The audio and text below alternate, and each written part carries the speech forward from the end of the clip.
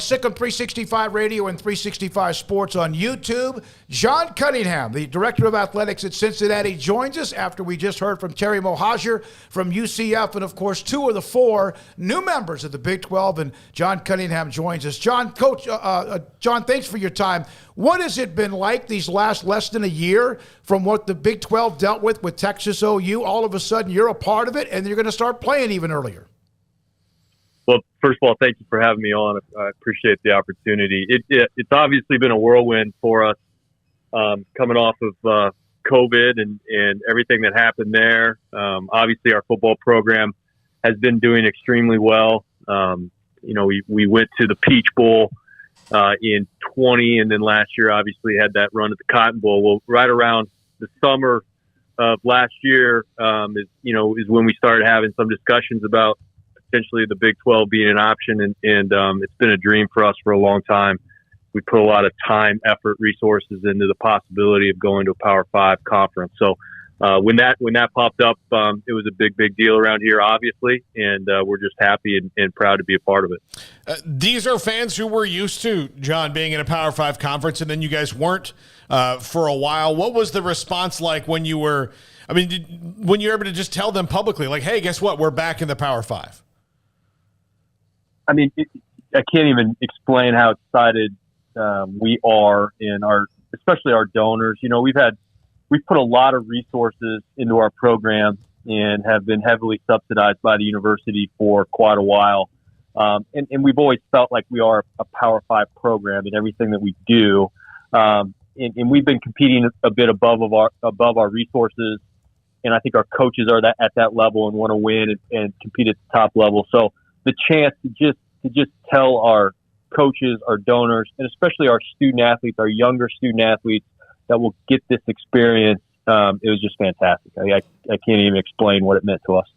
Is there any way you can explain how much that was amplified by also having a college football playoff run going on simultaneously? And I'm curious, as well, as kind of an aside to that, how much did that, I think, maybe inspire others across the country who aren't an Alabama or a Georgia? How much did you hear from others seeing the run that you guys were able to make and kind of breaking through that wall? There's no question. I think it meant a lot to those institutions. I've been at those institutions before. I was actually at TCU when they weren't in the Big 12, and I was at Boise State. Obviously, 2 institutions that were just on the cusp for a long time, and not able to really break through the way that we did. So I really think it was important. I kept talking about that. I kept talking about throughout the year. I kept saying we have pros on our team, and it ended up playing itself out in the draft. We had 9 guys drafted, and I kept saying, just look at the talent. Don't pay attention to the conference. Look at the talent of the team, and you'll see the high level that we're playing at. The only teams we've lost to in the past 2 years are Georgia in the Peach Bowl. We had them on the road, and then Alabama in the Cotton Bowl, and we played them pretty tight. So we certainly feel like we deserve the opportunity, and very thankful for it. We just had Terry on. I mentioned that, John, and I said, so who contacted whom? And he said, all I did was share my number with Bob Bowlesby. I didn't attach anything else to it because he's a member of a conference, and so were you. Can you kind of take us through those first few days when the Big 12 got up off the canvas and started to figure out what they were going to do? Yeah, obviously, we had conversations even ahead of that, just kind of, letting people know who we were, what we were about, what we were trying to accomplish over the next few years, what we wanted to be. But, when that happened, when the news of Oklahoma and Texas broke, I did make a call to Commissioner Bowlesby. I remember thinking I was gonna leave a message and let him know who I was, and he'd understand why I was calling. But he actually picked up the phone, and we had a really good brief conversation. At that time, it was just me kind of explaining our interests, which he obviously understood. And didn't hear from him for a while after that, and then got a call from him, and we were able to. My president and I were able to come down to Dallas and have a sit down with him. And at that point, it obviously went well, and he said, we'd like to have you guys be a part of our conference. So that was kind of the direction of it. It was a very simple process. I think before they went through a longer process and had interviews and had people bring presentations in. None of that occurred. This was very simple. They knew who we were. They knew us well, and we were a good fit for the Big 12. When the Big 12 a few years ago had started to put feelers out that they maybe wanted to expand, and then that kind of went nowhere, was Cincinnati a part of those, like at least preparing for that? And then did you just kind of have to update what you had said 4 years before or 5 years before, whenever that was? We were a part of that, and yeah, correct. I mean, we had it all ready to go. And again, I think it was very obvious who we were, what we were about. I mean, what our football team was doing at the time was obviously something we could point to. The success of our men's basketball program over the years, and all the things that we've been able to accomplish in men's basketball obviously played a role in it as well, and all of our other sports in our city and our institution, our university. So it was all ready to go. And again, it wasn't a long process in terms of that type of review because they knew who we were. John, you kind of mentioned, I'm sure you've crossed paths with many of the people you're going to be working alongside with the Big 12. What are those meetings, what have those meetings been like? I know there's still some, Texas, I know you were involved in this, but not this. You guys are talking about this, so it's kind of disjointed right now. But what's it just been like to get into a room with your future conference mates and just kind of talk about things? I cannot thank the conference and Commissioner Bowlesby enough for allowing the four of us, the four new schools, to be in that room. And I know I'm speaking for Terry and Chris as well in the American Conference, because we really haven't had an opportunity in the American Conference be attached since we made our announcement. So to be in that room with the Big 12 and just have those key conversations about what the future looks like. Obviously not voting members, but just being in that room has just been really big for us. And has meant a lot. So they didn't have to do it, and we appreciate it. I saw where your football season tickets have been sold out. I don't know if that's the first time ever. Obviously, the semifinal run had a lot to do with that. How much of the future had to do with that as well? It's all coming together at the right time for us, to be honest. I mean, I really believe our fans, they believe in Coach Fickell so much and what he's about, what he's been able to build. I think that they were going to sell that thing out, whether the Big 12 was going to happen or not. But it certainly helps, and we've created a heck of a demand for tickets around here. So it's gone really, really well.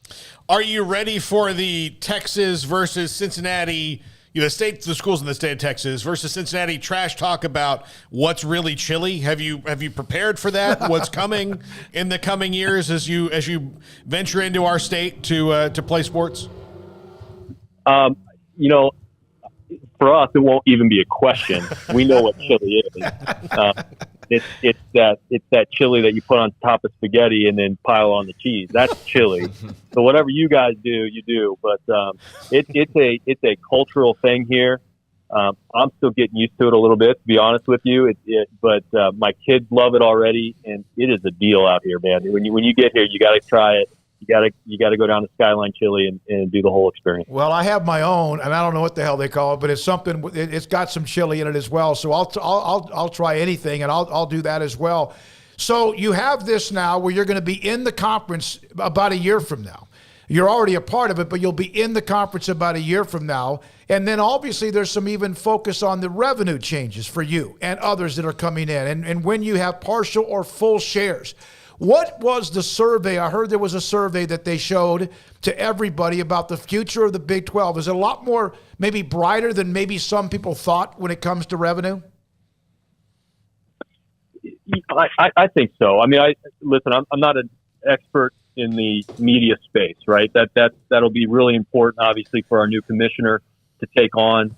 And there are people and consultants that will come in and obviously work on that deal that will take place in 2025 for the Big 12 to get the new media rights deal.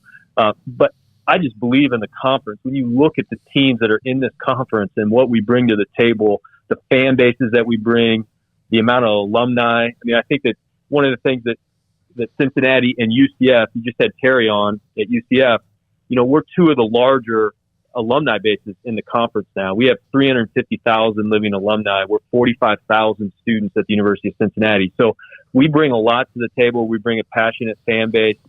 We bring eyeballs. We bring history in basketball, and we bring a lot of momentum in football. And it's the best basketball conference in the country, and that's not me just saying that. The stats play that out, right? So I just feel very strongly that we're going to be desirable, and it's going to be great parity in that conference, and I think we will have a great media deal in 2025. And you got the historical football stadium in Nippert as well as you move forward. How much do you do between now and then to be ready on day one? That's the campaign. You hit the name of our campaign, Day One Ready campaign. We're trying to raise $100 million.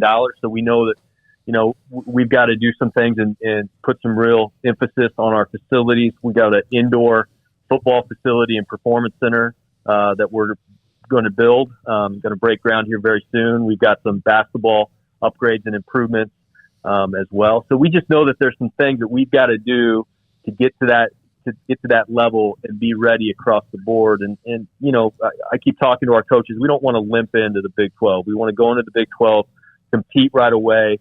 And I think that we can in every sport that we play. Last question. We appreciate your time, Mr. Cunningham, is that you have this football coach in Luke Fickell who's been a rock star. What's it been like dealing with him and working with him? When I say dealing with him, that sounds negative, but working with him, watching his vision, watching his commitment to Cincinnati as well. This is what I get asked about him all the time. And this is what I tell everybody. I say he's a really great person. And, oh, by the way, the hell of a football coach. And to have that combination, I've been in this business out 17 years, and that's a unique combination, to be honest with you. Mm-hmm. He's just a family man, and that's what comes first. He makes all of his decisions based on his family, and he loves this city. He loves the state of Ohio, and he's just been the perfect fit for us, and he has a great culture here. And obviously, he continues to recruit really well and play at the very highest level. So we're excited to have him. No question. You just described Dave Aranda, basically, with what Baylor has with the Baylor and their football coach, Dave Aranda, as well. I know you feel this, John. Thank you for being a part of the show. Everyone is thrilled. Everyone's excited about moving forward, how quickly the Big 12 got up off the mat, and having Cincinnati as a part of it. I think a lot of people are excited, and I know you are as well. So we appreciate you and hope to be able to talk to you again soon. Absolutely. Can't wait to be down in Waco and see that new football stadium. I haven't been down there to see it yet, so looking forward to that. You will love it. Thank you for having me. Thank you. John Cunningham, Cincinnati Director of Athletics. Terry,